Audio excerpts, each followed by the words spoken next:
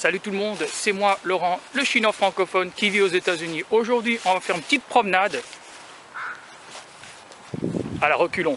Je suis ici sur l'ancien campus de mon enfance. J'ai passé l'équivalent de la 6e, 5e et 4e. Le campus est par là, bien sûr.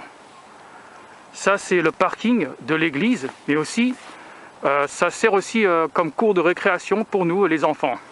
Comme vous pouvez le constater, je porte un masque, mais bien sûr qu'il y a moins de gens ici et donc je me permets en fait de montrer mon nez. Et la raison pourquoi, parce que il y a la buée qui vient sur mes lunettes et c'est difficile à voir. Et donc voilà, je vais faire une vidéo en fait pour démontrer une de mes passions préférées. C'est pas que faire la marche, mais particulièrement faire la marche à reculons. Alors, il y a des bienfaits en fait qui résultent, qui améliorent la vie de quelqu'un qui marche à reculons. Et je vais vous montrer pourquoi. Il y a une vidéo que j'ai trouvée sur internet francophone par un physiothérapeute ou un kinésithérapeute, Denis Fortier. Si ça vous intéresse, je vous montre le lien dans la barre de commentaires en bas. Voilà, pour moi, ce qui compte pour la marche à reculons, c'est bien pour les genoux. Alors, je ne vais pas vous expliquer les détails scientifiques ou techniques. Vous allez voir que la vidéo de Denis Fortier, mais pour moi, ça fait moins mal aux genoux. Deuxième bienfait, je voulais dire, c'est ça relaxe quoi. C'est différent, c'est différent quoi. C'est ennuyant de marcher toujours à l'avant, mais c'est plus facile, on peut à mon avis plus challenging de marcher à reculons. Troisième bienfait, pourquoi j'adore marcher à reculons, ça te permet de vivre dans le moment. Et donc quand vous marchez à l'avant, comme une personne normale, le fait que c'est plus facile à se mettre en mode autopilote et on perd en fait le moment. Soit on est déprimé du passé, ou soit on est anxieux du futur. Mais quand on marche à reculons, qu'est-ce qui se passe? Voilà, parce qu'on doit toujours faire attention à ce qu'il y a derrière nous. Mais maintenant, franchement, je sais exactement comment sont les choses et donc c'est vraiment pas besoin de ma part de me retourner regarder. Mais je peux, par exemple, utiliser les vitrines. Par exemple, si je passais par un magasin, où je peux voir les ombres, où je peux entendre les gens. Dans ce cas-là, c'est facile. C'est pour ça, en fait, j'adore faire les marches à reculons ici, dans un parking désert, comme ça. Ça me permet de décompresser, m'éloigner de la société. Parce que franchement, moi, je travaille dans un lieu où il y a des gens qui sont toujours présents, qui ont toujours besoin de moi, qui ont toujours besoin de mon aide.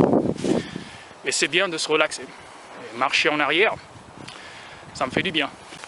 Quatrième bienfait de marcher à reculons, c'est que tu améliores ton équilibre. Et donc, l'équilibre, c'est pas que le physique, c'est le mental. C'est savoir en fait se repérer au niveau, en anglais comme on dit, proprioception. Donc, tu as plus de connaissances en fait de ce que tu peux pas voir derrière ton dos.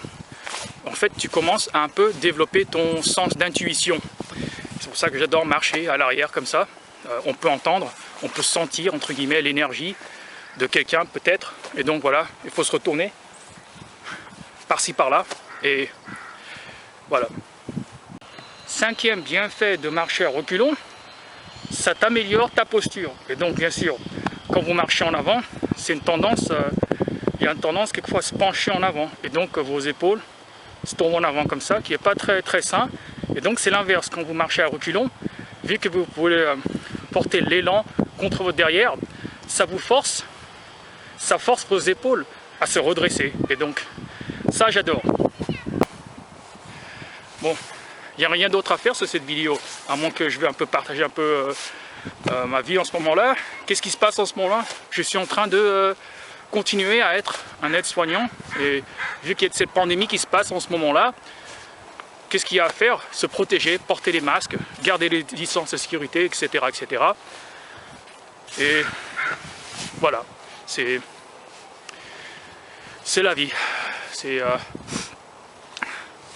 commencé plutôt à concentrer, à m'améliorer, réparer les dégâts émotionnels dans mon cœur. J'ai souffert beaucoup